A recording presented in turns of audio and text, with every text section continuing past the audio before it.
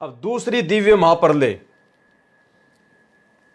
अब ये दूसरी दिव्य महाप्रलय क्या है? दूसरी दिव्य महाप्रलय, इस महाप्रलय के 5 बार हो जाने के पश्चात दूसरी दिव्य महाप्रलय होती है। यानी जो पहली दिव्य महाप्रलय है जिसमें अक्षर पुरुष के 100 युग बीत जाते हैं और ब्रह्मलोक में सबसे ऊपर वाले किस ब्रह्मांड में काल अपने ही महाशिव रूप में 100 बार जन्मता मरता है, तो ऐसी ऐसी प्रथम दिव्य महाप्रलय 5 बार हो जाने पर फिर दूसरी दिव्य महाप्रलय होती है।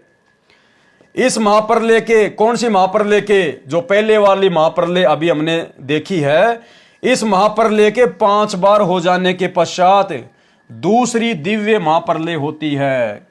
दूसरी दिव्य महाप्रलय परब्रह्म अर्थात अविगत पुरुष अर्थात अक्षर पुरुष करता है। दूसरी दिव्य महाप्रलय कौन करता है? अक्षर पुरुष करता है, क्योंकि दूसरी दिव्य महाप्रलय में काल भी मर जाता है, दुर्गा भी मर जाती है। इस महाप्रलय के 5 बार हो जाने के पश्चात दूसरी दिव्य महाप्रलय होती है। दूसरी दिव्य महाप्रलय परब्रह्म अर्थात अविगत पुरुष अक्षर पुरुष करता है। उसमें काल अर्थात ब्रह्म क्षर पुरुष सहित सर्व 21 ब्रह्मांडों का विनाश हो जाता है। यानी दूसरी दिव्य महाप्रलय में जो अक्षर पुरुष करता है उसमें काल के 21 ब्रह्मांड पूरे नष्ट हो जाते हैं, सारे जीव नष्ट हो जाते हैं, सारे के सारे जीव जो है ये अक्षर पुरुष के लोक में रख दिए जाते हैं। काल और दुर्गा को भी वहां पर बीज रूप में रख दिया जाता है। 21 ब्रह्मांड की जो सीमा है वो ऐसे की ऐसे रहती है, केवल उसकी जो कंस्ट्रक्शन है वो सारी नष्ट हो जाती है। उसमें यानी दूसरी दिव्य महाप्रलय में उसमें काल अर्थात ब्रह्म क्षर पुरुष सहित सर्व 21 ब्रह्मांडों का विनाश हो जाता है, जिसमें तीनों लोक स्वर्गलोक मृत्युलोक पाताल लोक ब्रह्मा विष्णु व काल ज्योति निरंजन ओंकार निरंजन तथा इनके लोकों ब्रह्मलोक अर्थात सर्व अन्य 21 ब्रह्मांडों के प्राणी नष्ट हो जाते हैं। अब यहां पर विशेष बात क्या है? 7 त्रिलोकीय ब्रह्मा की मृत्यु के बाद एक त्रिलोकीय विष्णु की मृत्यु होती है, तथा 7 विष्णु की मृत्यु के बाद एक त्रिलोकीय शिव की मृत्यु होती है। फिर 70,000 त्रिलोकीय शिव की मृत्यु के बाद एक ब्रह्मलोकीय शिव अर्थात काल ब्रह्म की मृत्यु परब्रह्म के एक युग के बाद होती है। ऐसे 1000 युग का, अब ये परब्रह्म की उम्र बताई जा रही है, ऐसे ऐसे 1000 युग का अक्षर पुरुष का एक दिन तथा इतनी ही रात्रि होती है।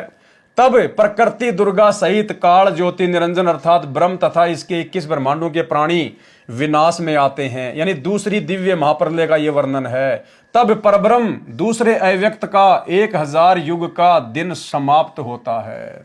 यानी भाइयों और बहनों, अक्षर पुरुष के एक दिन में, अक्षर पुरुष का एक दिन होता है 1000 युग का, अक्षर पुरुष के एक दिन में 21 ब्रह्मांड की पूरी सृष्टि नष्ट हो जाती है। तब परब्रह्म दूसरे अव्यक्त का 1000 युग का दिन समाप्त होता है।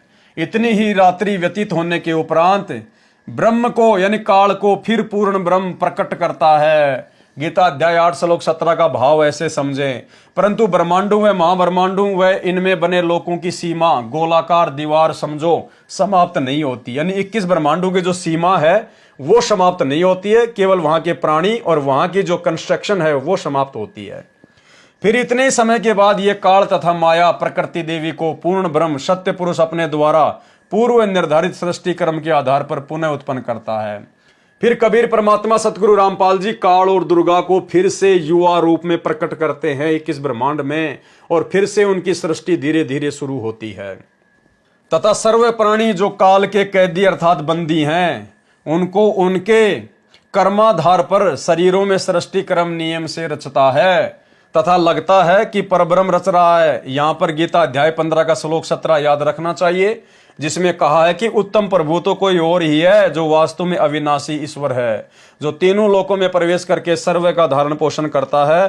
तथा गीता अध्याय 18 श्लोक 61 में कहा है कि अंतर्यामी ईश्वर सर्व प्राणियों को यंत्र मशीन के सदृश से कर्माधार पर घुमाता है तथा प्रत्येक प्राणी के हृदय में स्थित है।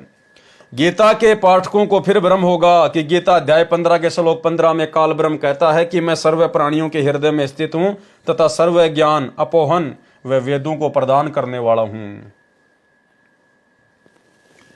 हृदय कमल में काल भगवान महापार्वती दुर्गा सहित महाशिव रूप में रहता है तथा पूर्ण परमात्मा भी जीव आत्मा के साथ अभेद रूप में रहता है, जैसे वायु रहती है गंध के साथ।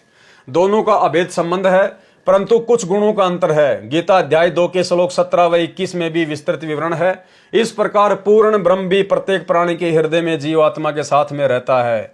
जैसे सूर्य दूर स्थान पर होते हुए भी उसकी उष्णता व प्रकाश का प्रभाव प्रत्येक प्राणी में अभेद है तथा जीवात्मा का स्थान भी हृदय में ही है। विशेष एक महाब्रह्मांड जो 5 महाब्रह्मांडों का समूह है, उसका विनाश परब्रह्म के 100 वर्ष के उपरांत होता है। इतने ही वर्षों तक एक महाब्रह्मांड में प्रलय रहती है। काल अर्थात ब्रह्म ज्योति निरंजन को तो ऐसे जानो जैसे गर्मियों के मौसम में राजस्थान हरियाणा आदि क्षेत्रों में वायु का एक स्तंभ जैसा मिट्टी युक्त वायु आसमान में बहुत ऊंचे तक दिखाई देता है, जिसको हम लोग देसी भाषा में कहते थे बबूलिया। बबूलिया जैसे किसी ने गेहूं की फसल काटी, उसके बाद में हवा आती थी, यूं गोल गोल गोल गोल घूमती थी। गेहूं के जो होते थे वो डंठल वगैरह या और जो मिट्टी विट्टी होती थी उसको साथ में लेके ऐसे घूमती थी, जैसे आप लोग ये साइक्लोन वगैरह देखते हो। तो परमात्मा कह रहे हैं काल अर्थात परब्रह्म ज्योति निरंजन तो ऐसा जानो जैसे गर्मियों के मौसम में राजस्थान हरियाणा आदि क्षेत्रों में वायु का एक स्तंभ जैसा मिट्टी युक्त वायु आसमान में बहुत ऊंचे तक दिखाई देता है तथा चक्कर लगाता हुआ चलता है, जो अस्थायी होता है, परंतु गंध तो वायु के साथ अभेद रूप में है। इसी प्रकार जीव आत्मा तथा परमात्मा का सूक्ष्म संबंध समझें। ऐसे ही सर्व प्रलय तथा महाप्रलय के कर्म को पूर्ण परमात्मा सत्य पुरुष कबीर देव सतगुरु रामपाल जी से ही होना निश्चित समझें।